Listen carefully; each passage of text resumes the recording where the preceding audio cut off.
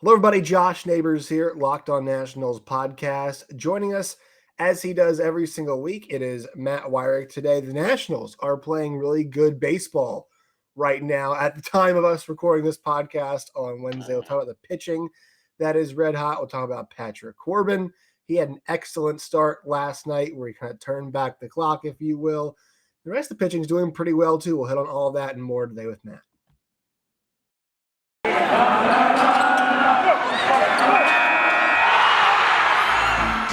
Locked On Nationals, your daily Washington Nationals podcast, part of the Locked On Podcast Network, your team every day.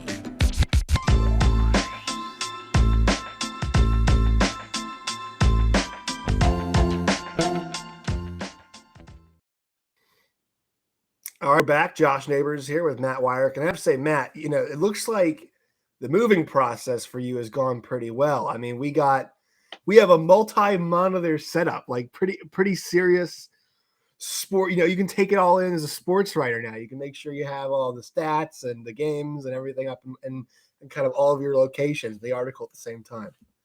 Yeah, it's pretty awesome when you get the quad box on each of them and you got 8 games right in front of you and your eyes are just darting around back and forth. It's definitely been a process. We're still unpacking a few things around here, getting settled, but I think overall starting to feel a little more at home here in Arlington, so it's been awesome. Yeah, you look like you're a little bit at home. And I have to say also too, you appreciate this. I'm staying with my uncle in Atlanta right now. He is a JMU alum, so we have the JMU Cup today also. Yeah, for you as well. I am repping the Atlanta Hawk shirt. It was like $10, so I had to buy it. Also, any thoughts about Johnny Davis, Wizards? I like the pick. I liked it. Yeah, I think that for who was available at that point, it made the most sense. They still need a point guard, and I don't think they, tried to force it by picking Davis. I don't think he is a point guard at this point. He's definitely going to be somebody who can shoot, who can play on defense, which honestly is a major point of emphasis for the Wizards as well as improving on the defensive side of the ball. So I like the pick. They just need to make some moves now, address that point guard position and figure out how to build around if Beal does return him and KCP or K. Yeah, Kristaps Porzingis, not KCP. Kristaps Porzingis, KCP. Kentavious Caldwell-Pope, also a solid player, but maybe yes, he's not quite like Kristaps Porzingis, as good. Yeah, no, I was excited about that pick. I like Johnny Davis, and also I'm not sure. Have you seen that commercial he had where he got drafted like 1,000? Like I feel like I've watched him get drafted 1,000,000 times already. So like actually seeing him get drafted to the Wizards was kind of funny. I was kind of surprised we didn't hear the Taco Bell chime when he was walking up. I was kind of expecting it. So yeah, just no, and then he walks away, doesn't even get the Wizards hat. Yeah, it was funny, but that was funny. I was like, I've watched him make this walk 1,000,000 times. It was funny to see that. Let's talk about the Nats. That's what we're here to do. Talk about the Nationals. And look, they're playing really good baseball right now. They have won 4 of their last 5. I don't remember. It might be better than that before. The games flow together at this point. I think the big thing is also in that Rangers series, they have the chance to sweep, right? Like bad call, a ball on the line. Like who knows what happens in that game, right? So that's kind of my upshot right now is like, obviously the pitching is really good. We'll get to that in a second. But like, it is nice to win some games. Once again, though, it's all about looking for stuff within the wins. That's the kind of stuff we need to be looking at here, not just the W's, because what do the W's really mean? Although it is nice to win some games. Definitely. They've won 6 of 8, which is their best record over an 8-game span all season long. They've also clinched back-to-back series wins for the first time all season. So certainly good vibes surrounding the Nationals right now. They're one walk-off loss away from, sweeping the Rangers and having, a 6-game winning streak coming into today. So they lose 1 game in the middle of there. But other than that, they've been playing good defense. They've got better base running, just making less of the mental mistakes, I think, on the field, which has what made these losses so frustrating at times is, some of these games have been winnable, but they'll just make kind of these dumb mistakes on the field and let games get away from them. And that's kind of been the difference at a lot of points this year. It hasn't just been, poor hitting at times or bad pitching at times. It's just been kind of all of this conglomerate of mistakes compounding together for big losses. And that's why the run differential has been as bad as it's been. Yeah, and I always like to kind of point out about like where they are each one of these podcasts, just as a good reference point. 29 and 48, and I will say like it's It sounds weird to say. It's nice to see them not 20 games below 500. Like they could be today after the day's over, but they're not. They're 19 games back first place. They're 15 back of the Braves. They're 11 back of the Phillies and 6 back of the Marlins, 14-26 at home, 15-22 on the road, a minus 108 run differential, which I still believe is the worst. No, it's now second worst. Yes, the Athletics, they're minus 112. 1-3 in a row. It's a streak right now, and 6-4 in the last 10, which is actually tied for the best in the division right now with the Braves. So, like we mentioned, playing pretty decent baseball. Let's get back to last night's game. So, I think the big test of, all right, how hot is the Nationals pitching? It was going to be, could old Patty Corbs get the job done? And vintage Patrick Corbin last night gave them 8 innings. 8 innings of Patrick Corbin. Wow. 12 Ks. Had it all working last night. I know it's against the Pirates. You can say what you want. But, like, the Nationals pitching's hot. It's hot right now. And Patrick Corbin was a test of that, and pitched really well.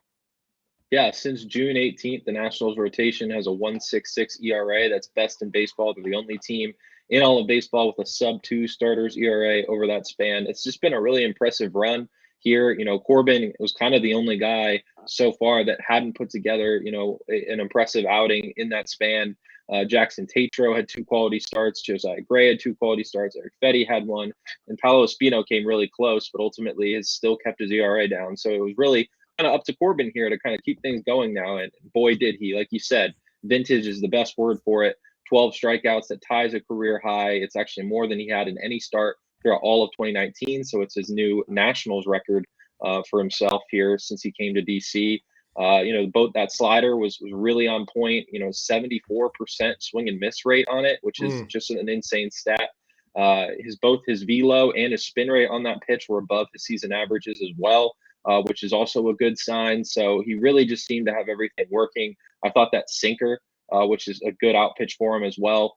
He hit 96 miles an hour on it. I believe that was a season high for velocity for him. So he was just feeling himself in multiple ways on the mound against Pittsburgh. And, he's kind of historically dominated the Pirates. So I can't say that this start was super surprising compared to what he's done in years past. But certainly with a guy with a 6+ ERA, this is something the Nationals love to see. And their whole rotation is just really hot right now. I have to say, like, you think about 8 innings where he gives up 1 run and the ERA still stays above 6. Like, that's just the indication of how bad it's been for him this year. You know what I mean? He delivers the Nationals starters ERA is still the worst in baseball, even with this whole run. So that also shows you the whole team has just really struggled to pitch. But, I think that a lot of it, not a lot of it, but a good portion of it, Corbin especially has had really bad defense behind him all season. He has not gotten a lot of run support, and it's why his so many losses like he does. The ERA isn't good. He hasn't been a good pitcher. I'm not saying that, but he's definitely been a victim of some bad luck, as have the Nationals in general. And maybe this is some regression to the mean a little bit. Maybe the Nationals pitching staff isn't the worst in all of baseball, or significantly the worst in all of baseball, like it has been up to this point.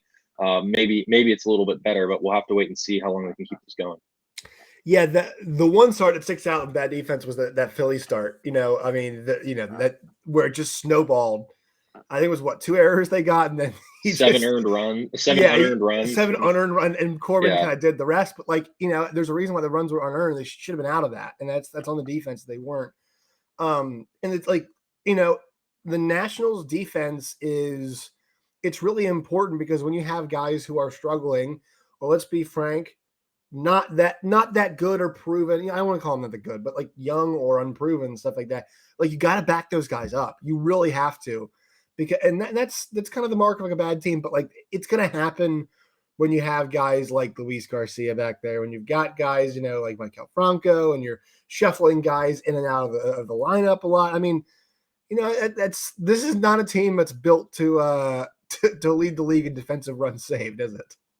No, like you said, Garcia came up, made some rookie mistakes. He seems to have settled in a little bit there, but overall, the infield in particular has been pretty poor. Both Cesar Hernandez and Michael Franco have graded out pretty poorly by defensive runs saved this year. That outfield, it's supposed to be kind of steady, but at times has definitely been inconsistent for him. Yadiel Hernandez is no defensive stalwart in left field. I don't think Lane Thomas is necessarily a center fielder, probably more of a corner outfield. He does have the speed, but sometimes I think his routes could take some improvement. So, Victor Robles can make spectacular plays, and then at times also will make some where you're kind of scratching your head. So it's just been very inconsistent all year, and I think we're seeing them take some steps forward, which I think that Davey Martinez kind of gets a lot of slack for when the defense is playing poorly. So when it's playing well, I think we got to give him some credit and that coaching staff and just coaching these guys through it and making those adjustments, because defense is coaches always say defense is the one part of the game that you can control. Yes, you can 100% control that. Quick word from our sponsors, and we'll talk about Josiah Gray, who I talked about last week. We have to mention him again. Today's show is brought to you by our friends at Sports Card Investor. Whether you're a casual card collector or looking for exciting alternatives for investment opportunities, the free Sports Card Investor app has something for you. Breakout stars or prospects debuting, check the value of or find great deals on their cards. For example, as players like Adley Rutschman, Jeremy Pena, Luis Garcia, Josiah Gray make the jump into their big league careers, you can use the free Sports Card Investor app to check the prices and buy their first baseball card. You guys can do that today. Download the Sports Card Investor app today, available free in the Google Play and App Stores, or go to sportscardinvestor.com/locked-on. That's sportscardinvestor.com/locked-on today. All right, so I want to talk to you, Matt, about the last Josiah Gray start, because you and I have been talking about him obviously a lot, and you and I talked last week about, the idea of could he be better than a number 3 rotation guy? And we said, look, the Nats will take number 3 rotation guy. They'll take that. But the start he made against Texas, I loved the end of that start. I loved how it looked, when your stuff's starting to fade a little bit and you're at the end of the rope, end of the line, and getting guys out. That's a spot where we've even seen a lot of guys struggle in that spot, but that's a spot where we've even seen guys like Max Scherzer struggle in the past. I think back to 2020, it felt like the end of his starts kind of killed him a couple times that season, in the shortened season. But we've seen it happen before, third, fourth time you're facing guys, whatever it is. And he was resolute, I think is the word I would use. That was really telling to me, because it's the first time he's gone 7 full innings. And, what he's shown over the last month, he's got it. He's really got the confidence part is there. The learning how to how to deal with adversity. And I know it's a general term, but adverse situations, I'm leaving this pitch, too often right here. I'm not getting enough movement on this pitch. He's learning. He really is learning. You can see it. And I was so impressed to watch him get through 7 innings. There will be more ups and downs. There always will be. But he's checking all the boxes right now for what I want to see out of him. Oh, absolutely. And as we talked about last time, I think that the difference between a number 3, number 4 starter and a number 2, number 1 is how you fare against the lineup third time through. If you're going to be a number 2, number 1 starter, you've got to be giving your team consistently 6-7 innings. In order to do that, you've got to be able to face lineups multiple times through and remain effective at that point. And I think that we're seeing some growth from Gray in that way, and where he's mixing up his repertoire. He's got a full set of pitches here. He's not just, throwing a fastball slider. He's got a really nice curveball that he mixes in there. The changeup, he hasn't used it a ton, but I think it's something that he's started to pull out a little bit more and more, and he's getting more comfortable with it. And we'll see if that's something he can really make a permanent part of his repertoire. But overall, I think the Nationals have to be thrilled with what they've seen from Gray.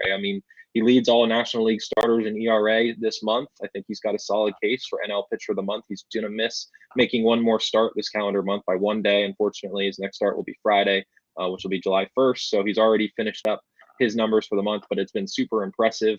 He came into the month with an ERA over 5, and it's now down to 3.82. That just kind of shows how he has just been outright dominant. We talk about the Nationals rotation in general, pitching really well right now. He's been the best of the bunch. It really has been very impressive to see. I think that we were all hoping to see, for the Nationals' sake, Josiah Gray, take some steps forward this year and show that he can be permanent part of their rotation. But certainly I think that right now he's exceeding all expectations. And, kind of not just his growth, but kind of the Nationals' growth, like with him and kind of letting him go, right? I mean, look at those last 3 starts that he has made. 94 pitches, 117 pitches, 101 pitches, and 91 pitches entire month. And even go back to Colorado start before that, where he was really good. 93 pitches. They're letting him go deep into ball games. They're starting to trust him. And that innings count starting to get up there. I mean, we had talked about his goals that he had set. I forgot what the goal was. Is it 150 or 200 innings was his goal? He wanted to hit 200 innings this year. Right, and that's not going to happen. Goal. No. Yeah, lofty goal, but like you understand where he's coming from. And now you see him pitch. Now you see him work. Like they're starting to give a little bit more rope. And I think they've done a brilliant job. Look, I've been critical of how they handled some of the guys, and I think Carter Kieboom, I think they've really not done him. Obviously, it's an unfortunate situation. I don't think they've done him a good service. But in the way they have messed that up, they have really, really done a good job, I think, nurturing him, because you got to take care of these guys. Pitching is, I think we don't talk enough about how like pitching is just this unnatural thing the body does. And there's a reason why guys get hurt all the time doing it. You're not supposed to do this. Your body just it fights back. It does not want you to do that all the time. It breaks down. And so they want to take care of this guy. And I think they're doing a good job right now of seeing that they can maximize it and giving him these moments. And all right, go give us the 7th. Go give us 100+ pitches. Go give us 117 pitches. I think they're hitting all the right notes and letting him grow right now in his first full year, but second year with the Nats. Yeah, and it's interesting because he actually had a start scratched earlier this month where a rain delay started right after he had finished throwing his warm-up pitches. And the Nationals decided, you know what, he's not going to pitch today. They had to throw Erasmo Ramirez in there. And it's interesting, their recent run of success, they had Erasmo Ramirez pitch that day. Jackson Tatro came up and got lit up by the Braves in his spot start for Steven Strasburg. And it's ever since then has the Nationals rotation been really good. So right when they really needed it, that rotation has come through. But like I said, it was interesting that they've given Gray a chance to kind of get some rest here in the middle of the season. He's responded really well from it. I mean, he was dealing with a shoulder injury for a good portion of last year. When the Nationals acquired him, he was back to full strength, but they wanted to be cautious with him this year and not push him too hard to avoid anything like that cropping back up. And, I think it was a really smart decision to kind of give him that break here. He's a young guy. You don't need to push him at this point of the season. They already had somebody fill in for his start. So give him that break here and let him come back and really show what he can do. And like you said, they've been allowing him to throw for more pitches in these last few starts, and he's come through in a lot of ways. So the strikeout to walk ratio, really impressive. The run prevention, the lack of home runs, all of it has been there for him so far. He's just clicking in every way you could hope. All right, one more word from our sponsors. I do have to tell you that it looks like the Wizards might have gotten their point guard. They have just traded for Monte Morris and Will Barton. They're sending KCP and Ish Smith. Not KCP. Not KCP, who we just talked about earlier. So I'll give you a second to look on those trades while we talk about our friends at Blue Nile and BlueNile.com. If you need that special something for that special someone in your life, Blue Nile has simple online tools to let you choose the diamond shape, size, and clarity, as well as a setting style. They also have tennis bracelets as well, any kind of jewelry, necklaces. Blue Nile's bench jewelers will then handcraft the perfect piece for whoever it is in your life. Make your moment sparkle with jewelry from BlueNile.com. Locked On Sports listeners get $50 off a purchase of $500 or more. This is a podcast exclusive. Use the promo code Locked On. That's LOCKEDON, Locked On, and receive that promo we talked about, $50 off, $500 or more at BlueNile.com today. Promo code Locked On. Today's show is also brought to you by our friends at RockAuto.com. With the ever-increasing number of makes and models, it's now impossible for you to go to your local chain auto parts store to get all the parts that you need. Why endure the often pointless and seemingly intimidating questioning of, is your Odyssey an LX or an EX, and wait for that person behind the counter to clickety-clack and maybe give you the stuff that you need. Do not spend 30, 50, or 100% more than you can or should at one of those stores. Go to rockauto.com today, a family-run business serving auto parts customers for 20 years. Go to rockauto.com right now and see all the parts available for your car or truck. Right Locked On in there. How did you hear about us box? That way they know we sent you. Amazing selection, always low prices, all the parts your car will ever need. That's rockauto.com. All right, so you and I had talked about Josh Bell before. You and I talked about Luis Garcia. Is there anybody else in that position group that you think could be? We're starting to get towards that deadline. I said we talked about it this week. But anybody else you see in the positional areas? And I know Nelson Cruz is obviously one too, but like he's not really. I mean, is he? I guess DH is a position, but he's not really like a position. He's not really a position player anymore, is he? Like it's just do we actually consider DH to be a position player? I guess. I think it is. I mean, what else? Is it just his own thing? I'm sure you read The Athletic as well. I got the article from The Athletic last week that was like 12 position players who could be on the move, or top 12 position players who could be on the move. And Nelson Cruz is in there. I was thinking about this. I was like, when I hear position player, I think like I got my glove on. Like that's what I think. I'm not sure about you. Is that what you think too? I mean, honestly, I've never thought about it, but it definitely seems like something that could be a debate. I can see both sides. Non-pitcher, right? He's a non-pitcher, so yeah, he's definitely a non-pitcher. And let's go anybody outside. Yeah, he's definitely non-pitcher. So anybody outside the big, I guess, literally the big two, and figuratively the big two. Anybody outside those two guys? I know Cesar Hernandez has been like a hit machine, but you mentioned the defense. Like, I'm not sure how valuable that is. Maybe Victor Robles. Somebody wants a defensive player, but I don't know if the Nats should give up on that yet. Like, I'm not sure if you're going to get good value, or you're kind of selling low at this point in time. So anybody else outside Bell and Cruz that you could see on the move? Yeah, I think that the among the position players, I think that you mentioned Cesar Hernandez. The defense hasn't been great, but he like you said, he's a hit machine. He's somebody who can kind of hit at the top of the lineup for you, or maybe hit towards the bottom and turn the lineup over. He's also a switch hitter, so I think that could be appealing to some teams maybe who are too stacked on one side or the other. So I think that he's certainly a candidate, being on a one year $4 million deal. Pretty cheap for whoever acquires him. I think that he's certainly a candidate to be moved. Yadiel Hernandez, we've talked about at length about the potential for him to be moved, but he has really cooled off on the hitting side. So I think that he might need to catch fire a little bit, raise some of those offensive numbers a bit more for there to be, a lot of teams interested. So we'll have to kind of wait and see, especially considering his outfield defense also is not super good. So he might be more of a DH type.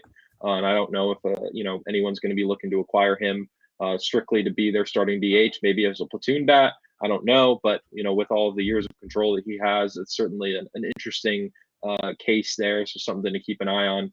I think the only other guy that we really could talk about is Maikel Franco, but honestly, I don't think that he's hit with enough consistency or played good enough defense over at third base to really warrant any kind of return in a trade. So if Mike Rizzo is able to flip him for something, I think that would be a coup in any way.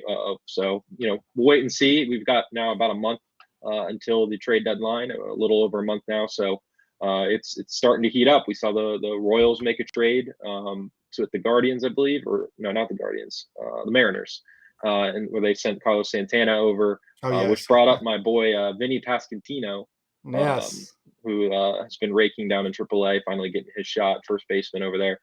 So interested to see how he does, but it's definitely about that time where we're going to start seeing some moves. So the Nationals figure to be central to all of that for sure. Yeah. I'm curious about because here's the thing about Maikel Franco. I actually think he's a relatively good player to keep around because he can play that position. Also, Matt, I think he sets I don't know. I mean, I think they could bring him back next year. I think he sets a relatively good bar for what Carter Kieboom should be, right? Like, Maikel Franco is streaky and not a great defensive player, but we can't act like he's had moments this year. Like he's actually 2 days ago. I mean, he got the Nationals the win basically in the eighth inning. Yeah. So I think there's something valuable there. And look, maybe some other team wants to, maybe they don't. But like, I think it's about, well, I don't know. Maybe you want to just give free reign to Kieboom to see if he can get that spot, but he's coming off an injury. So maybe do you want a guy like Franco there who's going to be cheap and a decent measuring stick? Like, I don't know if that's the worst idea in the world. What do you think? I mean, the Nationals have brought in people to compete with Kieboom every single year. First Yeah, year, they it always was find somebody else, right? It was Asdrubal Cabrera. Second year, it was Starlin Castro. And this year, it was Maikel Franco, who was on a non-roster invitee deal. Wasn't even on the roster, really. I mean, the position was Kieboom's. Ultimately, he got hurt in spring training, and then we found out he had to get Tommy John a little bit into the season. So never really got the chance to prove himself this year, which is very unfortunate. I don't know if you can just hand third base over to him next year. I mean, that's basically what they did this past year. And ultimately, he had an injury. I mean, if you really go into next season with still very low expectations for your team, you don't expect them to win, you want to keep the losing going, not necessarily keep it going, but certainly focus on youth development over wins at all costs. I think that, sure, then you give the position to Kieboom and see how he does. But, I think at a certain point, you do have to think about contingency plans. And, the Nationals are going to have opening at second base this offseason. They're going to have an opening at third, depending on that. So, maybe it's time to move Kieboom over to second. I mean, with an elbow injury to his throwing arm, maybe you don't want him throwing across the diamond anymore. Maybe, the fact that he struggled at third base for so long is an indication that might not be the position for him. I mean, he was brought up as a shortstop anyway. So maybe second base is a more natural fit for him. He did play there in his first season up in the major leagues a little bit, had a little bit of a opportunity there. So maybe you decide to play him at second where, you don't necessarily have to, maybe lean on that position. Matt, that opens up down the road. If that went well, that could give you the House, Garcia, Kieboom infield. That I mean, I know Brady. Promised, right? I know, right. The one that we've been the one that we always thought was coming all along. Mm-hmm. Yeah, I to counter my own argument here, like, although if somebody's going to give you something from Maikel Franco, you have to take it, right? Like, think about last year, that John Lester trade. I mean, Lane Thomas was a throwaway play, or seemingly throwaway, because look, he struggled in majors, right? And then he found a new home and became relatively productive. If you can find guys like that, I don't think they'll get a guy like that, obviously, because pitching's a bit more, people put a premium on pitching, so they'll give you a major league player, for John Lester. But if somebody's going to give you something from Maikel Franco, like, you can always find another Maikel Franco in free agency, right? I mean, he was a no doubt.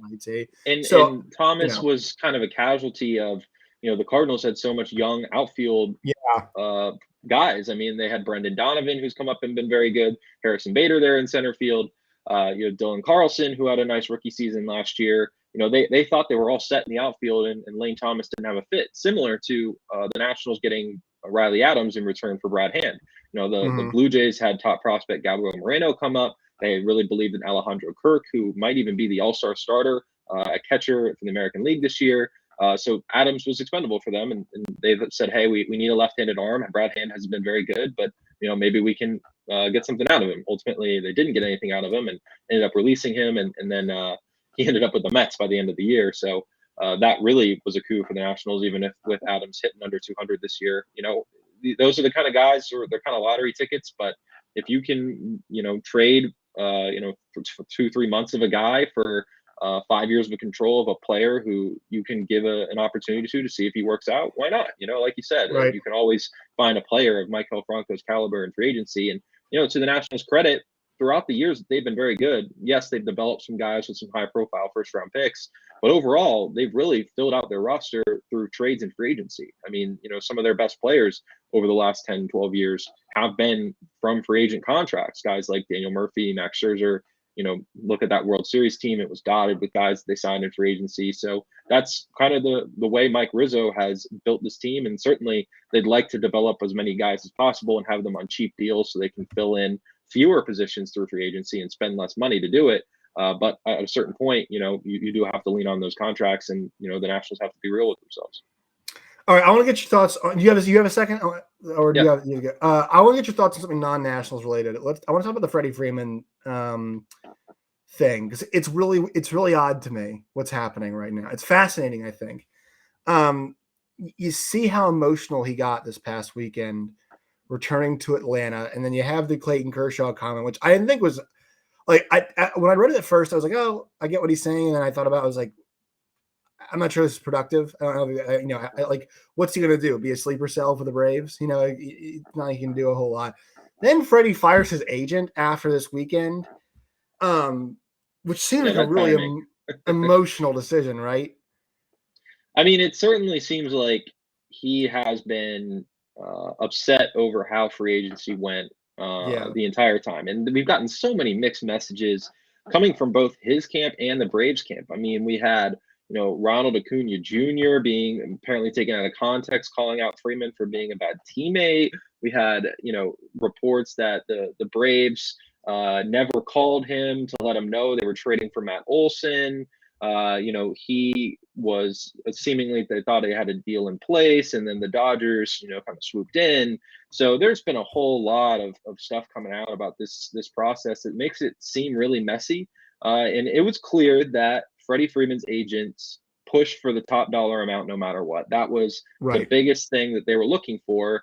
And whether or not Freddie wanted that or made that top priority, or whether that was just the agent's top priority, we really won't know until either side really comes out and talks about it. But it certainly seems like he wanted to return to the Braves, and he ended up in LA as a result of pushing for top dollar. And he might be having some buyer's remorse in that way. I mean, the Dodgers are playing really well. They have a better record than the Braves right now. He's been really good too. Like, I mean, he's such a damn almost as good as Josh Bell. Yeah, I saw it. So I will say this, Matt, when you're not, you get brought up a lot especially when you're not here. We talk behind your back a lot about we always love. Well, I love your numbers tweets. They're always, I really do enjoy them. They're always great facts. You do a really good job digging and finding those. They're awesome. And so I looked at, and I was actually talking about, I said, in no way is Matt here trying to say that Josh Bell is a better player than Freddie Freeman. It's not what we're saying. But I was thinking, like in terms of value, I mean, he's been just, also he can hit both sides of the plate, right? So there's that too. But that was funny. That was funny when you brought that up. I really did appreciate that. I think with Freddie, I think Eduardo Perez is really smart. I think he's always a really good. I love the Sunday Night Baseball crew. I absolutely adore him. I think they're really, really good. I love Carl Ravitch. I love Eduardo Perez. I think he's correct when he said that Alex Anthopoulos and Freddie probably both have some regrets about how it went down. I definitely don't think it's a one-way street. No. And I've seen a whole lot of people on Braves Twitter be like, Freddie knows he made a mistake, but it is a two-way thing. Like you traded for Matt Olson and paid him pretty well. Like, what's the difference between what, you could have made up the difference if you're the Braves. They could have brought Freddie back. I think it was that extra year was what people have talked about that really was the big difference. But like, they could have brought him back. And also, I have to say this: Liberty Media is crushing it right now. It's a group that owns people that own the Braves and they own F1. Like, they're smashing it right now. They just won a World Series. F1 is taking off. Like, they've got the cash. They've got the cash to pay whatever luxury tax or whatever ends up being. So I think, as much as it sounds like I think Freddie maybe should have been more involved, because it all comes down to him, right? Like, you can't – his agents might have been pushing for something, but number one, you hired them, and two, like, you're accountable for that, right? You're accountable for what is going on with your representation because they're representing you. So you need to get in the same wavelength there. The Braves also too, like, go ahead. No, I just want to say that, and I think that everything that he's done to this point is perfectly understandable in terms of his public comments and reactions and, getting very emotional with the ceremony, everything. I mean, he waited until his return to Atlanta to get his World Series ring. That's going to be an emotional day. I completely understand all of that. And I honestly don't blame Clayton Kershaw for what he said. It's apparent that, this has been something on Freddie's mind all season so far. I think now it's on Freeman to not let it become a distraction from here on out. He had his day. He was able to go back to Atlanta, get the ring, see everybody, all that kind of stuff. Now it's about, okay, can he turn the page, or is this going to continue to be something that hangs over his head and as a result hangs over the Dodgers? Because, they've got a very expensive payroll for sure. But Freeman, a former MVP, clearly going to be somebody who's around and a big part of this team for a long time. Trey Turner is going to be a free agent after this year, and with impending contracts for guys like Walker Buehler and Julio Urias, I don't know if they're really going to be able to afford Turner, which is a funny thing to say about the Dodgers, but they've got a lot of expensive deals coming. I mean, we saw them let Corey Seager walk, and I don't think that Trey Turner is going to touch that amount necessarily in terms of 300 plus million. Well, did you see Bob Nightingale suggested that he might go to the Phillies? Apparently, the Phillies are going to be interested. Good Lord, no. Because Didi Gregorius and Gene Segura's contracts will be off the books after this year, so they might be able to afford Trey. I know. We don't need to do that. We don't need to do that. I really would. No more former Nats in the division. Yeah. Look, Max, understandable, right? Yeah. Had to take that money. Had to take that. I would say the same about Bryce. I know it's not a popular Bryce say the same. had to take the money. All right. Trey, and I won't blame him if he gets the money, but like we just do not need guys who are going to kill the Nats. Because here's that they kill everybody, right? Yeah. Like Trey Turner is indiscriminate with who he beats up on. He beats up on basically everybody. It feels like. Yeah. No, we don't need that. The Phillies are just to me completely the most we talk about the Mets having a lot of money, but think about the signings: Mark Hanna, Starling Marte, and then Eduardo Escobar. Those. That's not like JT Realmuto and Bryce Harper, right? Those are I know they paid Max a lot of money, but the Phillies feel like they are built like the Saints, where it's the New Orleans Saints, where it was we're going to pay 4 guys a load of money. And we're just going to fill in the rest with just random stuff. Kind of feels like what they're trending towards. The Saints are my favorite football team too. So they are. Well, so yeah, you know what I'm talking about. I know it was very well. Yeah, it was the Junior Gillette, Drew Brees. I'm forgetting who's a receiver, but that was Jimmy Graham at tight end.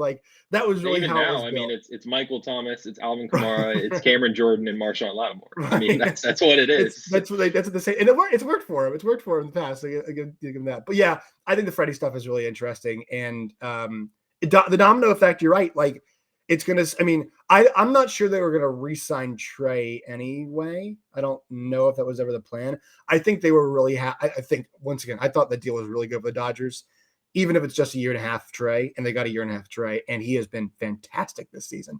Especially if they win the World Series. I mean, you can't argue that, I think that's what is used so often now in Nationals lore is the Patrick Corbin deal, worth it, because they won a World Series. The Adam Eaton trade, worth it because they won a World Series. If you look at it from just a pure baseball sense, probably neither of those were really the best moves for the Nationals. But hey, when it all gets put into a mixing bowl and it turns into a championship, it's hard to argue with those results.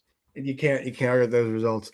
All right, Matt, we appreciate your time as always, my friend. Where can people find you and your work in all of its variety? What are you working on right now? And have you ordered your Monte Morris jersey yet? I'm over on Twitter at @Matt_Weyrich. You can check out my work over at NBCSportsWashington.com. I'll be at the game for the series opener against the Marlins on Friday with Josiah Gray on the bump. Very excited to see him pitch. It's been a couple of weeks since I've seen him, so definitely looking forward to getting out there. And I have not got my Monte Morris jersey yet, but just my initial reaction to the trade. I think it was a good move. I think Morris is an underrated point guard and on a very good contract. And that's exactly what the Nationals, what the Wizards need with this impending Beal extension looking like it's going to be pretty hefty.